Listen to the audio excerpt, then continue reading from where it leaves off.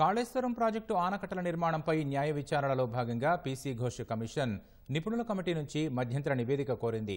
2 వారాల్లోపు మధ్యంతర నివేదిక ఇవ్వాలని కమిషన్ సూచించింది. కాళేశ్వరం ప్రాజెక్టులోని 3 ఆనకట్టలపై విచారణ జరుపుతున్న జస్టిస్ పీసీ ఘోష్ తాజాగా నిపుణుల కమిటీతో సమావేశమయ్యారు. విచారణ ప్రక్రియలో భాగంగా వివిధ విభాగాల నిపుణులతో కూడిన కమిటీని ఇప్పటికే ఏర్పాటు చేశారు. జేఎన్టీయూ ప్రొఫెసర్ సిబి కామేశ్వరరావు చైర్మన్గా ఏర్పాటైన ఈ కమిటీలో విశ్రాంత సిఈ సత్యనారాయణ, వరంగల్ నీటి professor Ramanamurthy, OU professor Rajasekhar సభ్యులుగా ఈఎన్సీ అనిల్ కుమార్ కన్వీనర్గా ఉన్నారు.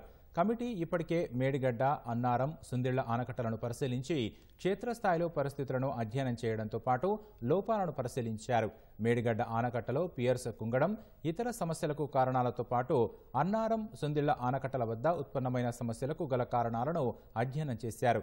తమ పరిశీలన అధ్యయనంలో వచ్చిన అంశాలను కమిటీ సభ్యులు జస్టిస్ పీసీ ఘోష్కు వివరించారు.